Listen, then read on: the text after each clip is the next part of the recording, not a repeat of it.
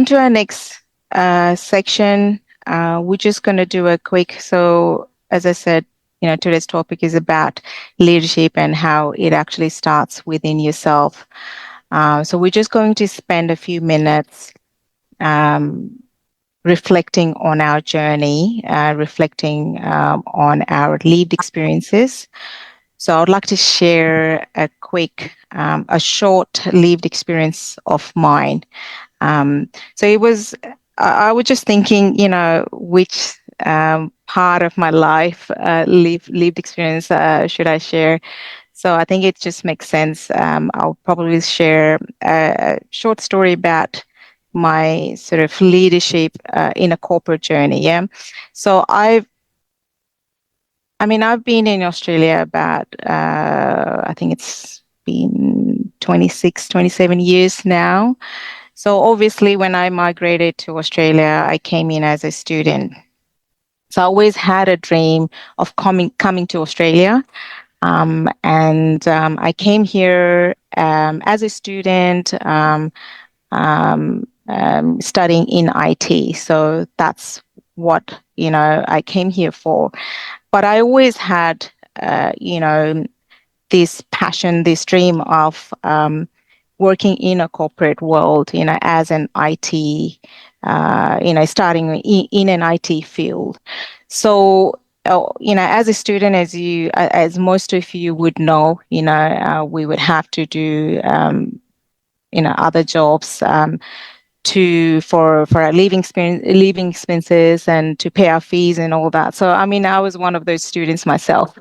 So, I would study, full time and do a side hustle work and all that. So I worked in retail and did all that. But I've always had this, off the back of my head that, okay, I'm doing an IT, I'm here to get a degree in IT. So I need a job in IT. So I did get a job in IT. But as someone who always had that, always wanted to do more and more. So I always would welcome challenges and all that. So in my IT journeys, obviously there has been all these different challenges, right? Especially being a female and IT, especially being a male-dominated, industry. So it was various challenges that I came across. But I that did not stop me, from keeping on going, because I wanted to keep on, climbing up the ladders. In the corporate world, you start as an IT analyst, like in the IT field and all that. But I wanted to get into a management field. I wanted to get, held a management position. I wanted to get a leadership position in that as well. So, amongst all the challenges and all that, I moved into different companies. In one particular companies where, I was doing in the technical field and engineers and, as an engineer role and all that. I had challenges where from the management, I wasn't getting that sort of support or guidance and all that.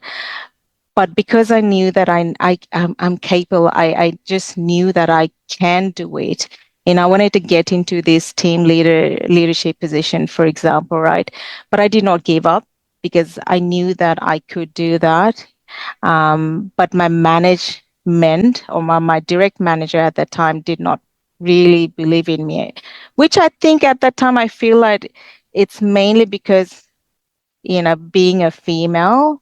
But again, I could not. That's something what from observation that I felt it, but I did not obviously directly ask. But because I was not getting that support and all that, but obviously there's a, higher management team and all that. They did not quite believe in me, but I kept on going. I kept on showing up. I kept on showing what I was capable for and all that. Several months down the track, I was offered a team lead position. I did not ask for it. It came naturally to me because of the work that I did, what I showed. I kept on going. I knew that I could do it. And I know that this particular email from a general manager, actually in that, just in that story, I would go and meet with all the managers and all that, and I was pulled into a meeting room as well. And this particular general manager, oh, stopped. Okay. Anyway, so this particular general manager, he pulled me into a meeting room because I had my direct manager at that time, was not giving good feedback about me. So the general manager at the time, he pulled me into a meeting room and he asked me, okay, I've heard this, this sort of feedback from so and so, and he gave me an opportunity to clarify myself. So I did that. And I think that's probably one of the reasons. But again, couple of months later, I was offered the position, and everyone congratulated me and all that. So this particular general manager, he sent me an email, and he wrote in that email, "Okay, congratulations, blah blah," and he said, "You proved me wrong, Sarah." So there's that there, because he said, because he did not believe in me at that time. But he was the one, I mean, not just him, but the whole management leadership team, they actually, obviously, because they saw something in my work, they knew that they could see that I was capable of that position. And he said that you proved me wrong, right? So that was the big thing for me, because I did not ask for it, but I kept showing up. I kept, believing in myself. Right. So I just thought I'd quickly share that, because it keeps on. I'm still in contact with that particular person, and he's still, even actually doing this, leadership community group. He sent me a big acknowledgement. He was like, "I will always loved your work, and great job and everything." And so I'm still in touch with him. But, I mean, that's what I guess all I was trying to, it starts from within you, and I feel like, because I kept on believing in myself, I did not go and ask for it, but it just came to you. But you just have to keep going, right? I think that's what it is. So I just thought I'll share a quick story about that, just based on my live experience. But I guess with that, I would like to invite you all to just reflect as well in your life journey, in your lived experience, and think about a moment, where you feel the leadership, where you feel that leadership, comes from within you. So let's take a moment, let's take a pause, let's do that. And I'm just going to allow a few minutes for you all to reflect on your life journey, your lived experience. And then after that, we'll move on to breakout rooms. We have four breakout rooms here. So we'll just open it up. We'll send you all to four different, to a breakout room session. And then let's all share that. Yeah? Okay. We'll just do that. Okay.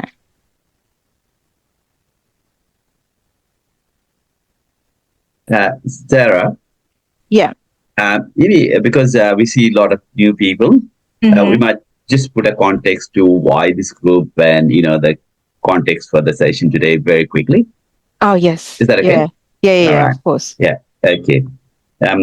So those, again, listening to you, I think one of the best advice I've got in my own life is, keep doing things, excel in things that you're doing, and make yourself indispensable. And there's no way, somebody can ignore you. So I think for all of us, I think for me, that has been, a biggest lesson in terms of, when I'm ignored or whatever, like I keep doing my best. And then after a while, you can't be ignored anymore. So I think, Sarah, your journey was something similar, like you can't be ignored because you are the best. Hello, Marcella. I'm just seeing you there. Anyway, like, for those of us, those of you who have joined for the first time, like, we just want to put this context of why we started this. And I think it's a simple answer is it's been a uh, result of a lifetime of, working in the community. Uh, it starts with three simple things. One, I think what we are seeing around here and around the world is, there's so much highlighted about what divides us, and that's what leading to, various problems. So for us here at Strength-Based Leadership Community Group, we believe in, what brings us together is far stronger than what divides us. It's simple as that. And secondly, when we talk about communities, groups like this, they are the social sector, community sector, it's always a top-down, need-based approach. What do you need? As if somebody has the, magic wand to solve all the problems. We ask that, very difficult questions, what do you need? And then it gets people into a need mode, like you feel that you are somebody who is needing something. And then we said, okay, why couldn't we flip that and say, hey, what do you love doing? What's your passion? What's your strength? Isn't that exciting? So it's that simple thing that we want to drive that paradigm shift from, what do we need to what we have. We want to move from a need-based approach to a strength-based approach. And finally, like, the challenges in the community are complex and multidimensional. And no single sector or people can solve this alone. So we want to work together. And that's why this platform exists.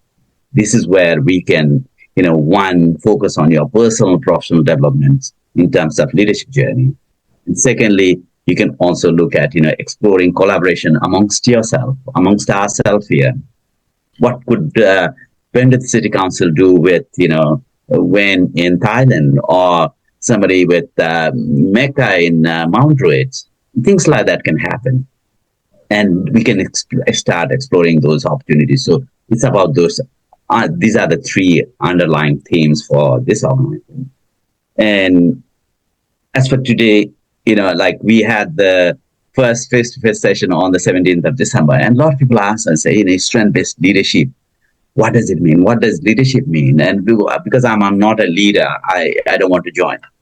So I just want to demystify also, the leadership thing, because it's not a title or a position. It's about stepping up and doing something. So I just want to demystify that it's not a title or a position. Secondly, we all come with lived experience. Each of us come with lived experience. That's a leadership quality. Whatever we have lived through is unique to us, and we can use that to, help others. We can use that to, promote ourselves, develop ourselves. So lived experience is a leadership skill that we all have. And as Sarah alluded to, it's about starting from inside out, starting with yourself. Because oftentimes, if we are, going out there in the community leading something, we need to be peaceful. We need to be calm. We need to look after ourselves first. It's not being selfish, but unless, if I'm angry all the time, like if I'm a leader going about in the community, I'll spread anger and hatred. So I think the reason we want to do that is like we want to start inside out. So